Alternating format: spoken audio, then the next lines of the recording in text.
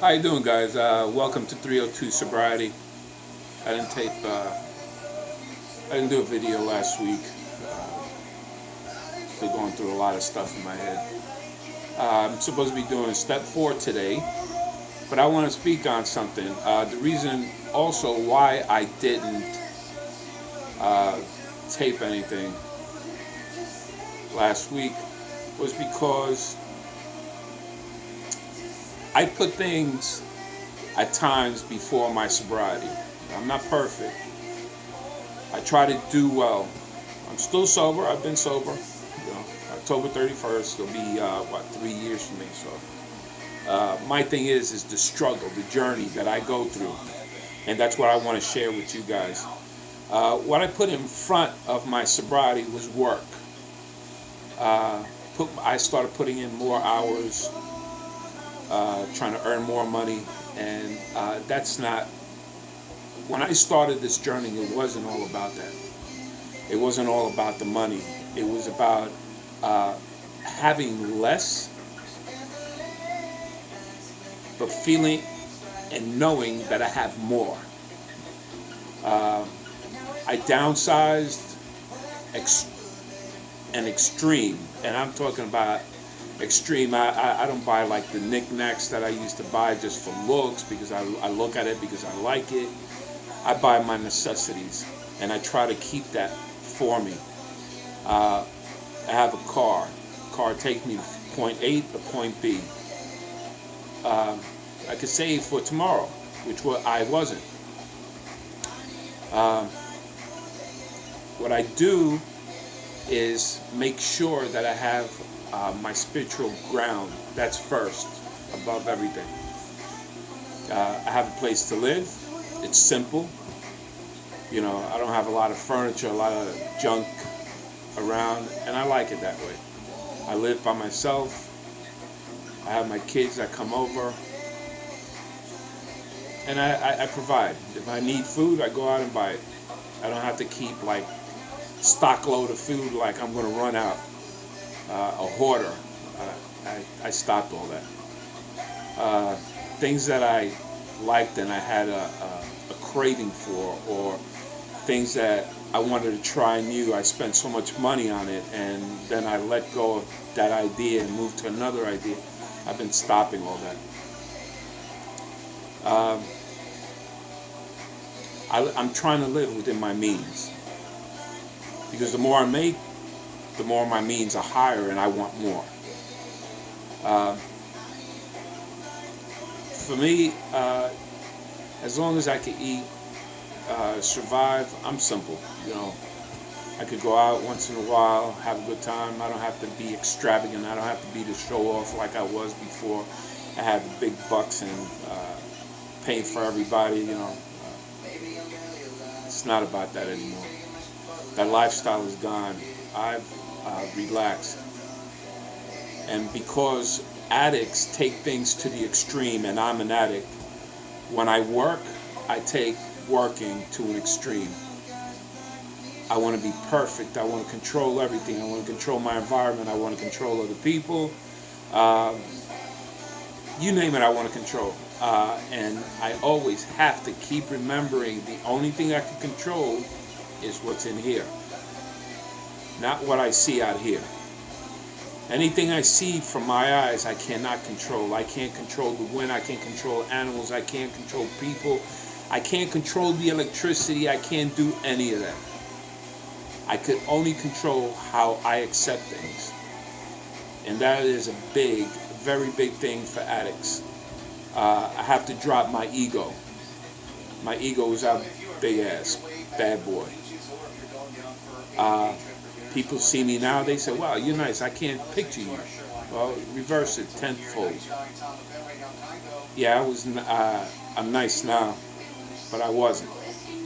I wasn't thinking. I was just reacting. I didn't know how to accept things. And now I do.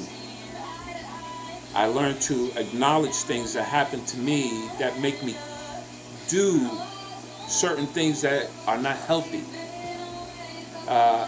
Get angry easily.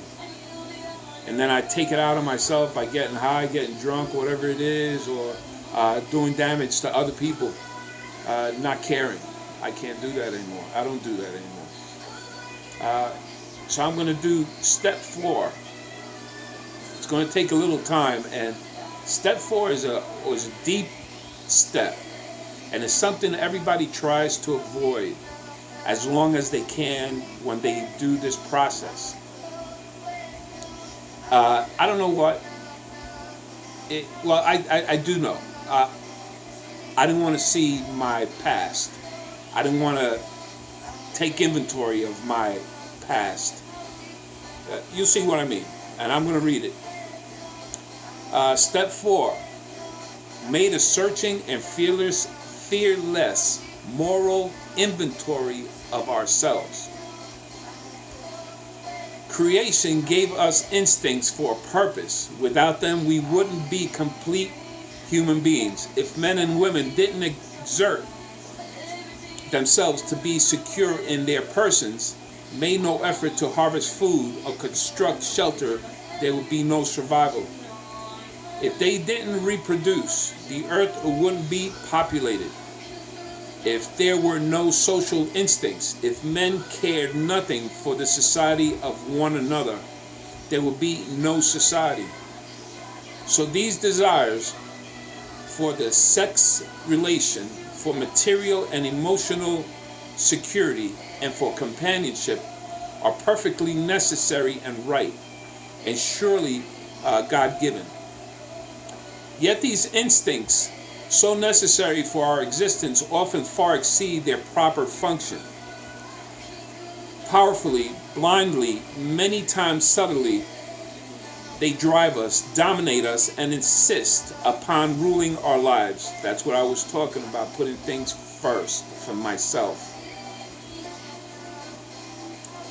Our desire for sex, for material and emotional security, and for important place in society often tyrannize us. When thus out of joint, man naturally desires cause him great trouble. Practically all the trouble there is.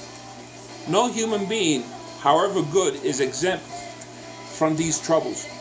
Nearly every serious emotional problem can be seen in a case of misdirected instinct. When that happens, our great natural assets, the instincts, have turned into psychology and mental liabilities. Step 4 is a vigorous and painstaking effort to discover what these liabilities in each of us have been and are. We want to find exactly how, when, and where our natural desires have wrapped us or warped us. We wish we look squarely at the unhappiness this has caused others and ourselves. By discovering what our emotional deformities are, we can move towards their correction. Without a willing and persistent effort to do this, there can be little sobriety or contentment for us. Without a searching and fearless moral inventory, most of us have found that the faith which really works in daily living is still out of reach. Before tackling the inventory problem in detail, let's have a closer look at what the basic problem is. These are simple examples like the following take on a world of meaning when we think about them. Suppose a person places sex desires ahead of everything else. In such a case, this imperious urge can destroy his chances for material and emotional security as well as his standing in the community. Think about that. That's deep. Another may develop such an obsession for financial security that he wants to do nothing but hoard money. Going to the extreme, he can become a miser or even recluse who denies himself both family and friends. I want to be rich. I'm not going to share what I have with anybody, so I isolate myself. If sex is too much, There's got to be a balance in life with everything. And this is what we have to take a look at, what brought us here, what brought me here. The way I was thinking way back was sex. You use women for a tool. That's it. They're human beings. Guys, they're human beings. They have emotions. They have the same painstaking stuff that we have, that we go through. We just show it differently than they do. So we have to do things correctly to help everyone. And the same thing with money. Yeah, it's good to make money, but once you start making money, all your concentration is about money. Money, money, money. Just like I did with my bottle, with getting high. It was about getting high alone, and I was covering up a lot of other stuff that I did. Now, nor is the quest for security always expressed in terms of money. How frequently we see a frightened human being determined to depend completely upon a stronger person for guidance and protection. This weak one, failing to meet life's responsibilities with his own resources, never grows up. Disillusionment and helplessness are his lot. In time, all his protectors either flee or die, and he is once more left alone and afraid. I hate to bring this up, but in the Bible, Jesus teaches you how to fish so you can supply for yourself. Well, it's just life. I think those are just examples in the Bible. Telling you what the big book and these steps are. It's just human nature. If you don't take care of yourself and you just depend on people to take care of you, sooner or later they're going to say, hey, you know something, he's using me, I'm going to leave. And they leave. You're left with nothing again. They die, you're left with nothing. You're struggling all over again. So it's something to take a look at. We have also seen men and women who go power mad, who devote themselves to attempting to rule their fellows. These people often throw to the wind every chance for legitimate security and a happy family life. Whenever a human being becomes a battleground for the instincts, there can be no peace. But that is not all of the danger. Every time a person imposes an instinct unreasonably upon others, unhappiness follows. If the pursuit of wealth tramples upon people who happen to be in the way, then anger, jealousy, and revenge are likely to be aroused. If sex runs riot, there is a similar uproar. Demands made upon other people for too much attention, protection, and love can only invite domination or revolution in the protectors themselves.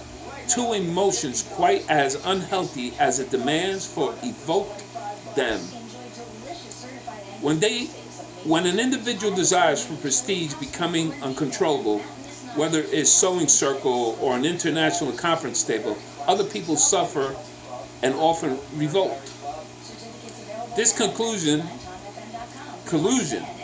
of instincts can produce anything from a cold snub to a blazing revolution. In these ways, we are set in conflict not only with ourselves, but with other people who have instincts too. I'm going to keep reading, and step 4 is a pretty lengthy. I'm going to take a couple of videos to explain step 4, because I think that's the root of our past, and we carry that into our future, and we don't learn what to correct in order to live a productive life, because we're thinking it's not the alcohol, it's not the addiction, it's our sick thinking that gets us into trouble. That's what gets us into trouble. The way we were thinking, the way we were raised up, what we learned in life that were not necessarily right, and you just picked up on certain things to appease other people, your peers. You want to be just like everybody else, so you did what you did, and then it comes to a time to grow up and do what you need to do for yourself and for others. You have to find that balance if you want to leave a little more peaceful life. And for me, that's what drove me to where I am today. The drinking wasn't getting it. The getting high wasn't getting it. I was looking for everything but within myself that I could change it. I put the blame on everybody else. Yeah, you don't want to associate with negativity. And the reason why, because you know how weak you are. I know how weak I am. And I just have to keep everything in a balance. I got to, back it off. I learned now how to say no. But at one time, I wanted to lead. I said, hey, we're going to do this. I went from one extreme to the other extreme. It was black or it was white. There was no gray in between. And today, it took a long time, man. It took a very fucking long time to understand there's a balance in life. It's not about greed. It's not about money. It's not all about the sex. It's not about power and everything that makes people happy. Is what you give out of your heart. What you do for other people. What you do for yourself. You got to be kind to yourself. Don't mistreat yourself. If you mistreat yourself, you're going to mistreat everybody else. Try to do the best you can. Try to do something better than what you did today. Take inventory of what your day was at night. People call it a prayer. Oh, God, help me. Well, something? I take inventory at night. My inventory is, what did I do good? And what did I do bad? Or what did I do that made me feel uncomfortable? What can I change for the next time I see it coming? It might not happen overnight. I have to take my time. I have to understand the process. I have to accept what happens. But that's a big change for me. I wasn't able to accept anything.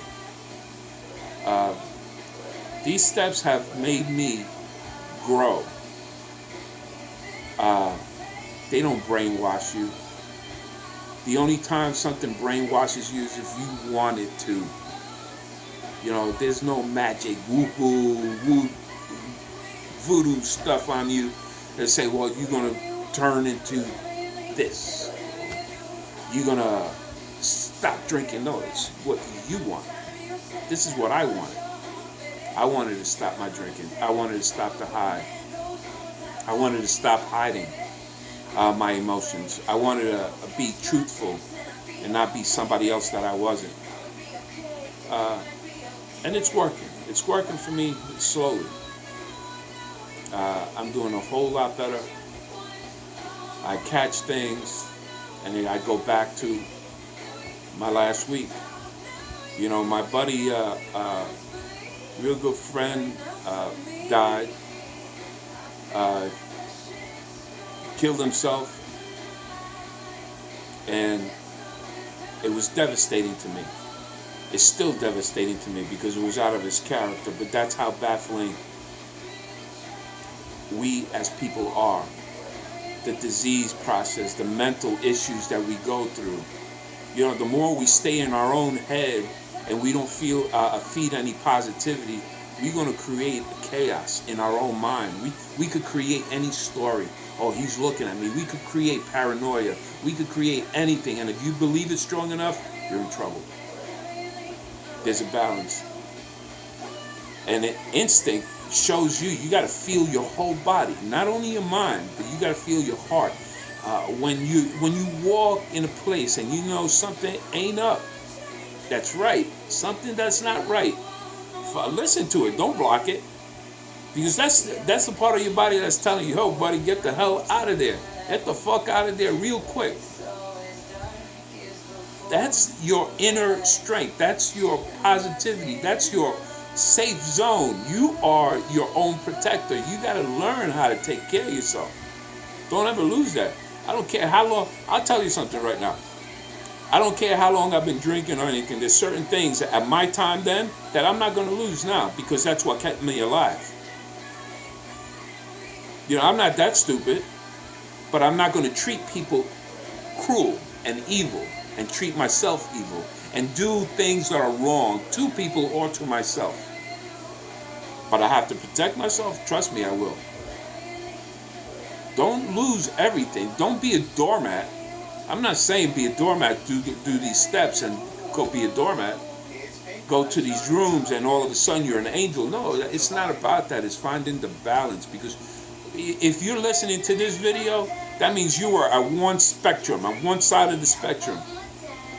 At one time. You're trying to come back to another spectrum. But you got to find the balance in between. So, take it a day at a time. You get that thought in your mind about, oh, things aren't going good. I'm just going to go out and go get drink. I'm going to get drunk. I'm going to get high. Call somebody, man. That's the reason why I keep these rooms. I'll call my sponsor. I got people I can call. Even people that are not in the rooms that understand what I'm going through. This is a freaking illness. This is a mental illness. People do not want to realize that. All the people that don't go through it say all you have to do is say no. Bullshit. It's medically proven that as soon as you start and it runs in your body, it runs in your bloodline, you create different chemistry in your brains. And if you don't know how to control it, leave it alone. But the problem is, once you start it, your body registered that it was a good feeling. And you want to keep going after it. You have to come to a time in your life that say, hey, I got to stop. This is not the way I could find a good feeling. I could find good feelings in a lot of other ways. And be healthy. And not cut my life short. And not screw up other people, my kids, my family, my parents, anybody. I'd rather be alone and be at peace than be in a room full of people that are going to cause turmoil within inside me. When I start feeling that turmoil in me, I have my plan to go. I set up, if I'm going to go to a party or something, and I see everybody getting all drunk and stupid like I used to be, because that's what I'm seeing. I'm seeing myself and everybody else. I already have a plan to get out. I bring my own vehicle because I'm driving home. Sober. I'm going out. And I leave. Yeah, I can't hang no more. You know something? I'm fine with that. I can't hang with people like that no more. Because I know if I take that first drink, it's not enough for me. That one drink is too freaking much for me. And I drink 1,000, I won't stop until I drop dead, get arrested, or something major. I know that. The same thing with drugs. I've done it all. And let me tell you something, it's no joke. It's no fun. Don't start. Look at me, I'm 60 fucking years old. And I'm here talking to camera, trying to show other people what I've gone through. Just to maybe help someone. Just one person. But you gotta reach out. You gotta do what you gotta do for yourself. It just doesn't happen. It just doesn't pop into your brain and everything's cured. You gotta work. Work very hard at it. Never quit. Because if you quit on yourself. That's the way I look at it. Like riding a bicycle. You got to keep pedaling to move forward. Pedal forward. You don't see, you're not going to pedal backwards. Go back to where you were. Well, I've been talking for quite a bit now. But I'm going to go back next week and I'm going to talk about the rest of step 4. Well, not all of it because it's pretty long and there's a lot of things that you got to take a look at, and the way we do it at in the rooms, we take inventory. We have little stuff that we can ask ourselves questions, and you just write it down. These are the things that you tend to forget, but they're all in here. Trust me, they're in here. This is better than a computer. You just have to you filed it away so far back that you just don't want to remember anymore. Sometimes you got to bring it up forward so you can deal with it conquer it and keep moving forward. Accept it. Accept who you are. That's the way I was. I'm not like that anymore. Forgive yourself. Damn it. Forgive yourself. Forgive yourself for what you've done. I forgave myself. You, anybody out there, cannot get me into more trouble than I already got myself into. I'm the only one that did it. Same thing should go for everybody. It's easy for me to put the blame on somebody else, but I was the one that did it.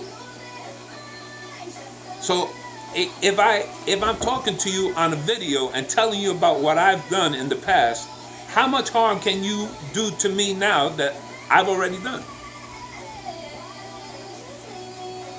That's why I'm in this position that I'm in right now. That's why I will always continue to fight and do the right thing. If I could speak to kids in school, I would do that. But not everybody wants to hear that. Everybody's saying, oh, that's an old man talking about a lot of bullshit. But this is an old man that's getting wise. Slowly, but wise. And all my buddies in New York know what I'm talking about. All the buddies that I have, all my friends. We do what we have to do to survive. That's what we do. That's how life is. But you don't want to shorten it. I mean, I remember I was young. I'll do any crazy stuff. Any crazy. Driving, high, stone, you name it. Drugs, alcohol, everything. All combined in one shot. And I survived. That was a higher power that kept us all alive. So I should have been dead a long time ago. I should have been shot a long time ago. I'm pretty close, missed a lot of bullets. But that's the way it is. It's got me to this point that I could speak to somebody and say, hey, your bottom might be different than my bottom. My bottom was different. It's not about the war stories. I don't get to details about the war stories. I don't get to details what really got me all the way down here. I know it's all in here, and it's between me and my higher power. I got to be honest with myself and with my higher power. That's all I have to be honest with. I don't have to hide anything from myself.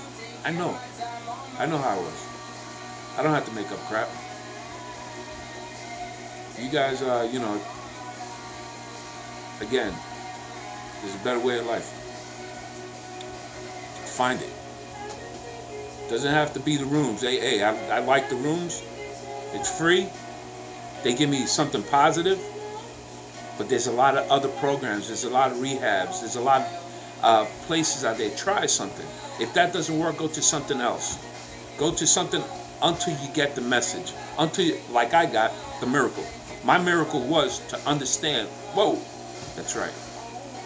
I couldn't control a lot of the stuff that I did. All I could do was control myself. You guys, peace, stay sober, one day at a time.